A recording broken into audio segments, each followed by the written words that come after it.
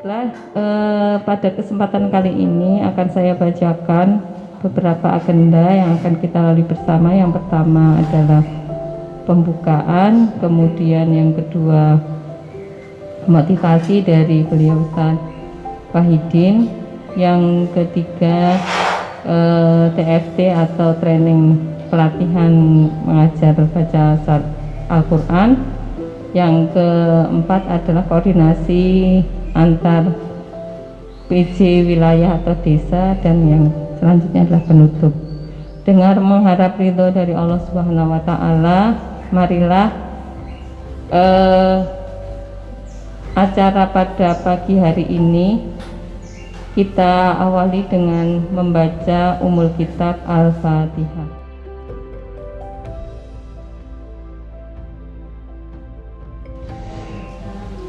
Alhamdulillahilladzi anzala ala 'abdihi al-kitaba wa lam yaj'al lahu iwaja. Asyhadu an la ilaha illallah wa asyhadu anna Muhammadan 'abduhu wa rasuluh. Rasulullah alamin. Allahumma shalli ala hadzal khari Muhammadin wa ala alihi wa sahbihi ajma'in. Amma ba'du. Kepada Ustaz Wahidin Sugeng Rawuh, Mugi Ustaz Tata, mudah-mudahan beliau kedua ya selalu diberikan kesehatan, diberi berkahan oleh Allah Subhanahu wa Ta'ala. Juga pada Ustadzah, ibu-ibu, khususnya untuk kader di Kebonarum, semoga selalu diberi semangat, juga diberi keberkahan oleh Allah Ta'ala. Ustadz dan ibu-ibu yang dirahmati Allah, alhamdulillah pada pagi menjelang siang ini kita dibesarkan Allah bertemu dalam satu rahmi yang insya Allah nanti mendapatkan ilmu yang bermanfaat lagi. Mudah-mudahan apa yang nanti panjenengan sampaikan, berikan ilmunya selagi insya Allah ilmunya bermanfaat kepada saya dan rekan-rekan di Kecamatan Kebonarum ini. Itu yang saya sampaikan. Wassalamualaikum warahmatullahi wabarakatuh. Dihaturkan terima kasih kepada Bapak Budianto atas sambutan yang diberikan kepada kita semuanya, dan semoga semakin memberikan gambaran bahwa kerja-kerja kita ke depan adalah kerja bersama yang akan berjalan dengan baik ketika dalam satu tim ada kebersamaan dan amal berjamaah ya. Baik, untuk selanjutnya masuki sesi pertama kepada beliau Ustadz Wahidin. Assalamualaikum warahmatullahi wabarakatuh. Alhamdulillahilladzi faddalana bil Qur'an wa 'allamana bihi ma lam na'lam. Wassalatu wassalamu ala Rasulillahi khairil anam wa ala alihi wa ashabihi wa man tabi'a sabilas salam. Ustaz Tata yang saya hormati, juga Ustaz Budi dan para ustadzah semua yang saya hormati. Puji syukur kehadirat Allah Subhanahu wa Ta'ala bahwasanya pada pagi hari ini kita semua diberikan keistiqomahan di dalam jalan dakwah yang merupakan jalan yang paling mulia, jalannya para nabi, jalannya orang-orang yang dipilih oleh Allah Subhanahu wa Ta'ala. Salawat dan salam semoga senantiasa tercurah kepada junjungan kita Nabi Muhammad SAW, dan semoga tercurah kepada seluruh keluarga, para sahabat dan juga para pengikutnya yang setia dengan sunnahnya hingga yaumul akhir.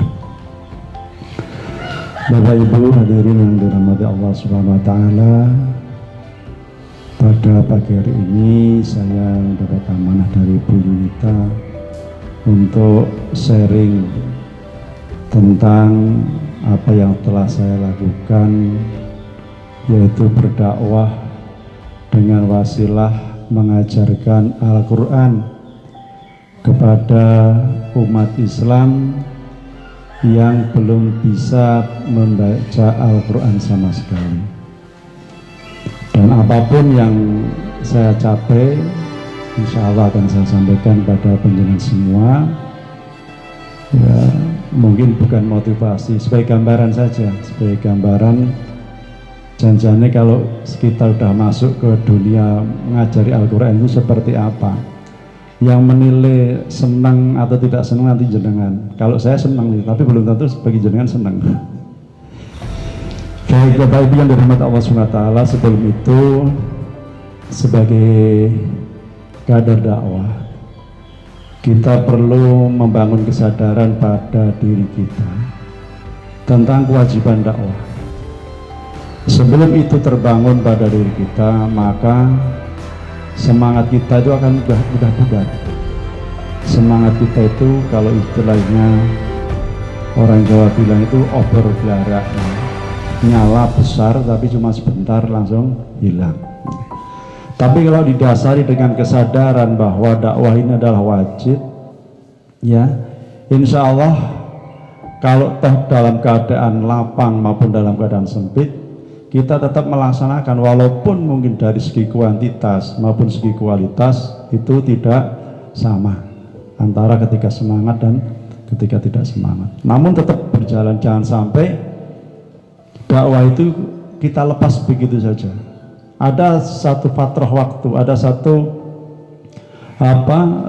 penggalan waktu yang kita di sana tidak mencantumkan dakwah dalam agenda kehidupan kita. Karena yang namanya kehidupan kewajiban dakwah ini nggak seperti wajibnya sholat ya. Kalau sholat wajibnya gimana? Sehari berapa? 5 waktu. Kadang-kadang kita menyepelekan kewajiban-kewajiban yang tidak ditentukan waktunya, yang tidak ditentukan caranya. Jenengan bakti kepada orang tua wajib nggak? Berapa kali sehari? Nggak dijelaskan ya, nggak dijelaskan. Justru ini kewajiban yang lebih besar daripada apa yang dijelaskan waktunya tadi. Ini menunjukkan bahwa kewajiban itu melekat pada diri kita sepanjang waktu. Termasuk dakwah.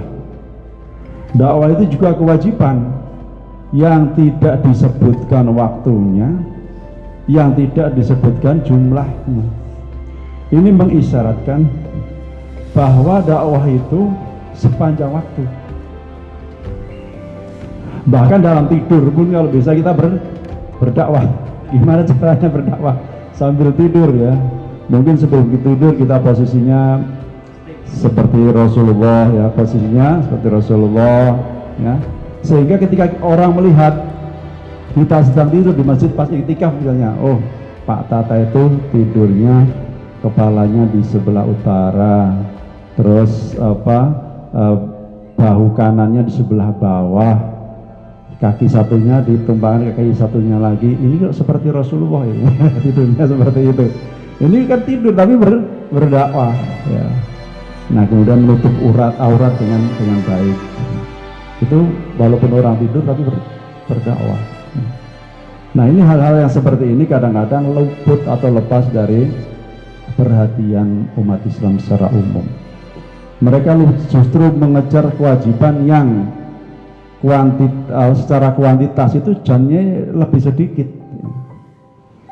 dan itu lebih sulit karena lebih dikejar. Yang mudah-mudah seperti bakti orang tua itu kan fleksibel sekali, mudah sekali sepanjang zaman. Agar dakwah ini kuat, maka dakwah ini memerlukan dukungan dari masyarakat luas. Sehingga tidak hanya kuat saja, tapi dakwah juga akan cepat berkembang dengan dukungan masyarakat luas. Jadi agar dakwah ini cepat berhasil, maka tidak bisa dakwah ini hanya dilakukan oleh seorang atau segelintir orang saja. Karena dengan dukungan masyarakat luas, dakwah ini menjadi kuat. Seandainya ada pihak-pihak yang akan menghalang-halangi dakwah pun, ini akan mudah teratasi. Untuk itu harus diperhatikan bagaimana cara seorang dai atau seorang kader dakwah itu menjadi magnet bagi umat. Banyak cara yang bisa kita lakukan agar kita menjadi magnet bagi orang. Ada misalnya orang yang mampu berceramah, mampu memberikan ceramah yang baik, yang mampu mengaruhi pikiran seseorang sehingga mau mendukung dakwahnya. Orang ini orang yang memiliki kemampuan tabligh, orang memiliki kemampuan berdakwah dengan menyampaikan pidato-pidato yang menarik. Nah, ini pun juga memerlukan skill, memerlukan ilmu. Ini juga tentunya tidak semua orang bisa melakukan. Hanya orang-orang yang memiliki keafaah ya, syar'i atau ya minimal seorang yang memiliki kemampuan untuk berceramah gitu. Dan ini tidak bisa semua orang bisa, karena dalam berceramah itu juga ada seninya dan sebagainya. Tapi bukan berarti kemudian yang tidak bisa ceramah itu tidak bisa berdakwah. Masih ada cara lain. Bisa kita cari cara lain. Apa bisa kita? Kita bisanya hanya mengajarkan baca Al-Quran pada anak-anak atau mengajar TPQ. Itu pun bagus. Jangan diremehkan bahwa seseorang yang mengajar TPQ atau mengajarkan anak-anak untuk baca Al-Quran itu hanya sepele. Bahkan itu lebih besar daripada ilmu-ilmu yang lain. Karena ilmu yang paling penting di sini adalah ilmu Al-Quran. Bagi masyarakat, bagi umat Islam yang belum bisa membaca Al-Quran itu, ketika ada orang yang mau mengajari membaca Al-Quran, itu akan diterima dengan sangat baik.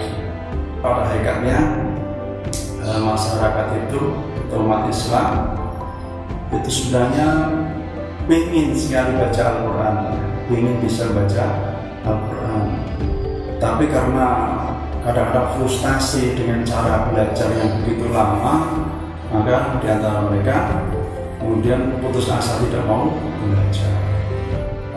Hal yang paling harus kita tanamkan pada diri kita adalah kita sadarkan kepada Allah SWT atas apa yang kita lakukan.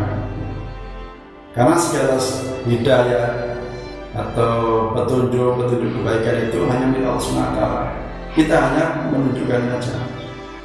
Dengan kita meniatkan ikhlas karena Allah SWT, itu segala hal yang mengganggu pikiran kita, segala hal yang mengganggu hati kita, yang memberatkan hati kita, itu akan terasa ringan, terasa enteng.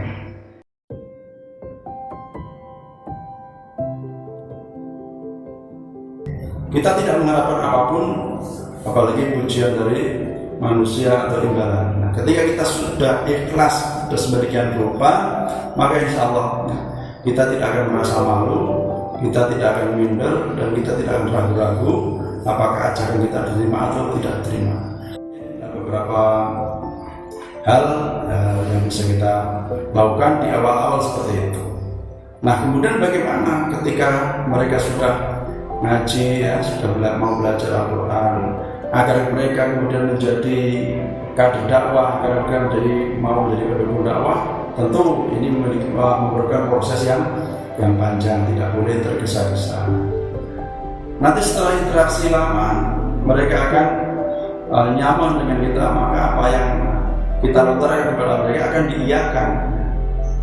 Kemudian mereka akan mau bekerja di jalan dakwah karena mereka sendiri telah merasakan manfaatnya dari hasil dakwah yang kita lakukan kepada mereka.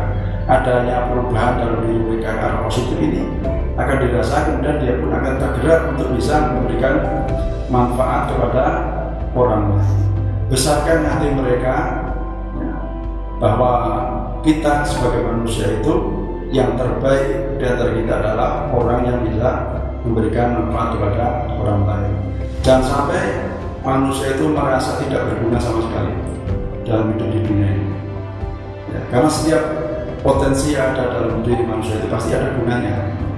Maka potensi-potensi yang ada itu harus kita arahkan pada hal-hal yang positif, hal-hal yang membawa kemaslahatan pada umat manusia, ya, hal-hal yang dapat menyelamatkan dirinya dari kebinasaan di dunia maupun kebinasaan di akhirat.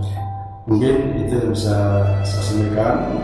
Kurang lebihnya mohon maaf. Wassalamualaikum warahmatullahi wabarakatuh.